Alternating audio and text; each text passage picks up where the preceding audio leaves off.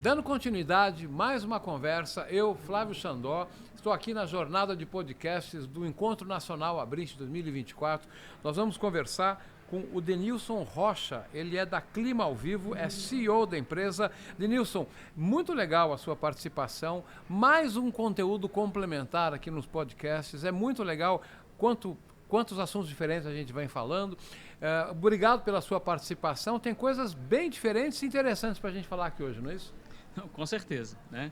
Eu agradeço pela oportunidade, né, de estar aqui para a gente poder bater esse papo, né? Agradeço muito pela Abrint também por ter aberto esse canal para que a gente possa conversar um pouquinho, né? A Abrint é parceiro oficial em um novo projeto que a gente está entrando, mas nós temos um potencial de gerar valor para a sociedade que é muito grande, sabe, Xandão? E é disso que a gente vai falar, com certeza. Bacana. Show. Eu vou pedir para a gente dar um contexto nesse nosso papo. Você conta quem é a Clima ao Vivo, né? De onde veio, até curioso, deve ser curiosa a história, né? Como que surgiu até a ideia, enfim, conta um pouco de onde vem, o que é a empresa, o que vocês fazem, e aí a gente vai lá na frente conectar com o momento da Abrint aqui. Perfeito, perfeito. Bom, a Clima ao Vivo ela é uma plataforma, né, que essencialmente transmite as condições de tempo ao vivo em várias cidades do país. Hoje nós temos uma presença em mais de 180 cidades, né, do Brasil e também Uruguai.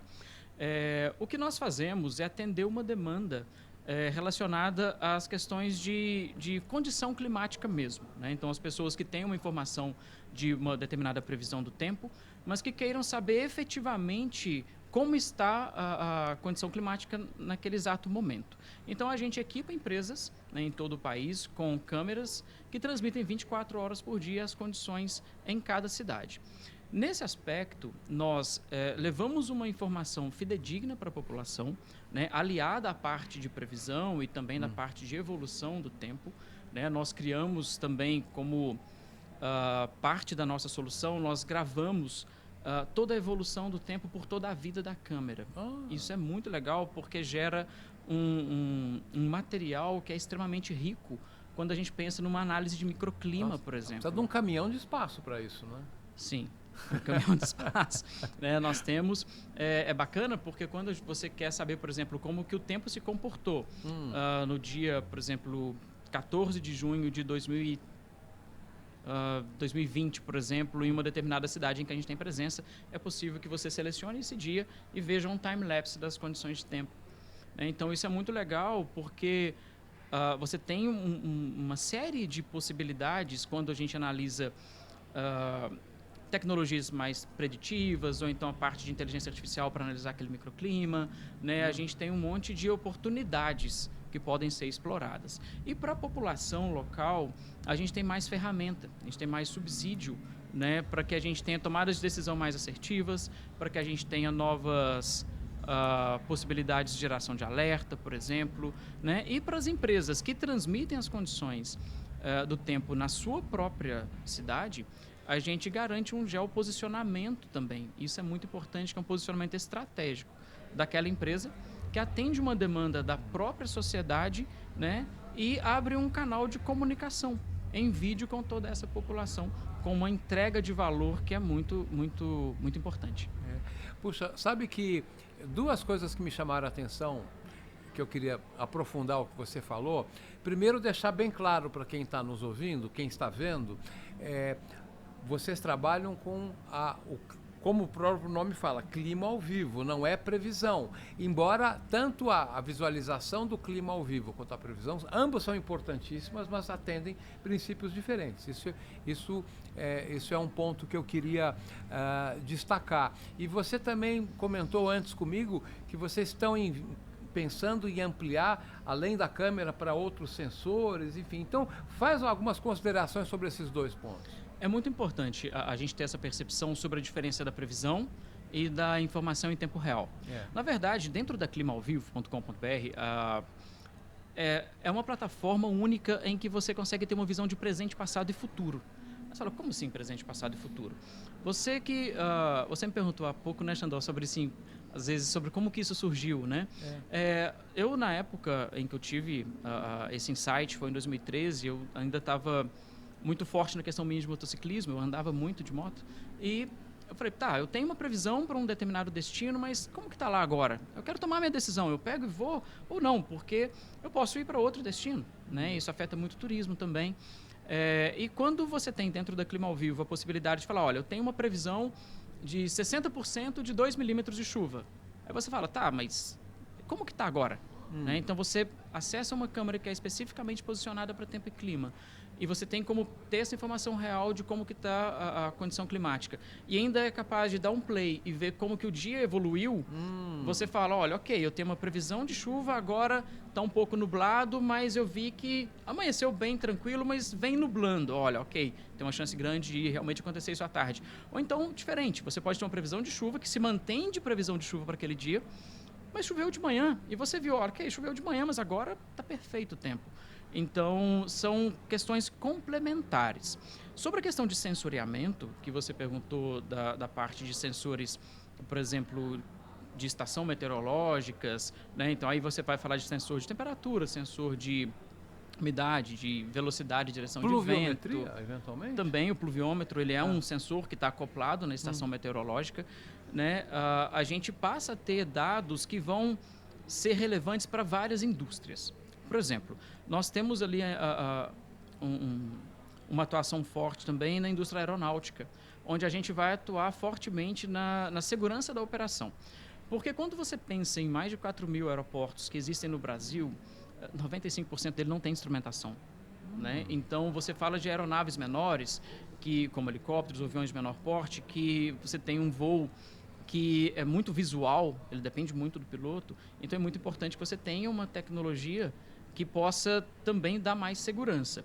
E aí a gente vai somar tanto a questão da câmera, para uma questão visual, mas também uma estação que vai ter direção e velocidade do vento, por exemplo. São questões críticas. Né? Quando você pensa mais para o lado de defesa civil e proteção do cidadão, né, nós temos cases dentro de defesa civil, por exemplo, Defesa Civil de Aracaju, em que foram instaladas estações meteorológicas e sensores de nível de rio, sensores de deslizamento, por exemplo. Né? Todas são tecnologias que estão facilmente acessíveis e que o nosso propósito é deixar efetivamente mais acessível de uma forma gratuita para toda a população. Puxa vida, nossa, muito interessante. E até me ocorreu aqui, né, na medida que tenha essas estações possam ser consultadas, nós tivemos essa catástrofe horrível que aconteceu no Rio Grande do Sul. Se alguém estivesse acompanhando, né, digamos assim, já choveram, sei lá, 50 milímetros, alguém olha na câmera, vê que está com um cara que não vai parar, seria mais uma possibilidade de levantar um alerta, né? Sim, sim. A gente tem tanto a questão da câmera nesse aspecto de você estar acompanhando e falar, olha, pela movimentação realmente ele não vai passar, né? Quanto a gente tem uma outra característica fantástica dentro da Clima ao Vivo, que é o fato de nós gravarmos tudo que nós transmitimos. Então, o que acontece? Em determinadas... nós temos tipos de eventos severos que têm características distintas. O que aconteceu no Rio Grande do Sul foi um período muito longo, né, de muita chuva. Né, então foram vários dias seguidos chovendo. Mas a gente tem outro tipo de evento que são tempestades mais severas e que ocorrem num curto espaço de tempo.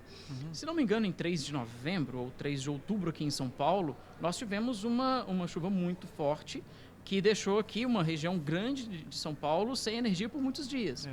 E nós temos várias câmeras de monitoramento aqui que demonstraram como que aquela tempestade se formou, avançou sobre a capital e trouxe o dano que trouxe. Então, a gente também gera esse tipo de informação que vai ser utilizada até mesmo para estudo de prevenção. Nós temos, por exemplo, defesas civis que utilizam essas imagens para demonstrar em treinamentos o que isso pode trazer em termos de problemas para quem está no ambiente urbano. Né? Então, é uma outra face muito interessante também.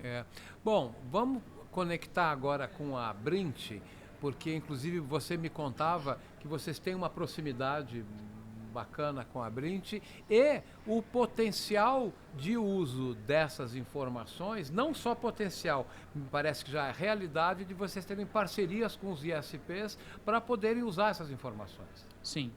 Na verdade, o mercado de provedores de acesso ele pode se beneficiar imensamente dessas soluções. Porque nós já transmitimos hoje, né, quase uma centena de cidades aí com provedores de acesso em todo o país. Né? Eu operei por 24 anos como provedor em Minas Gerais, então né, iniciei lá em 97 na conexão de escada e como muitos que estão no setor passaram por toda a evolução, então eu tenho profundo conhecimento disso.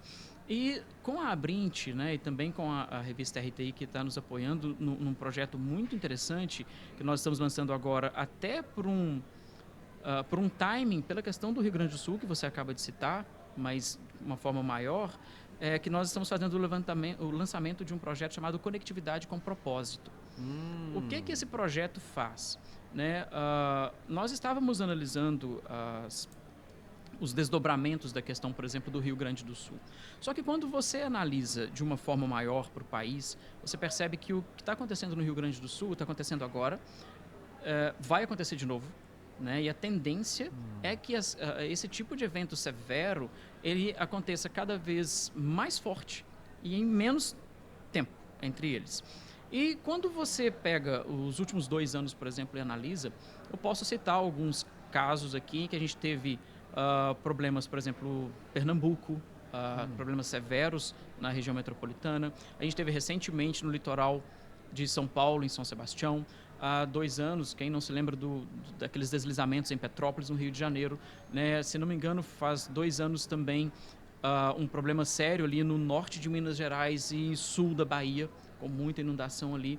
Então, é uma questão que é cíclica e que ela é parte da realidade do nosso país. O Conectividade com Propósito, ele nasceu com o intuito de equipar mais cidades com essa tecnologia de monitoramento, inicialmente com câmeras, mas a ideia é que a gente tenha cada vez mais sensores em um modelo de inovação aberta. O que o modelo de inovação aberta traz de diferencial de, por exemplo, simplesmente a aplicação ou a adoção de uma tecnologia?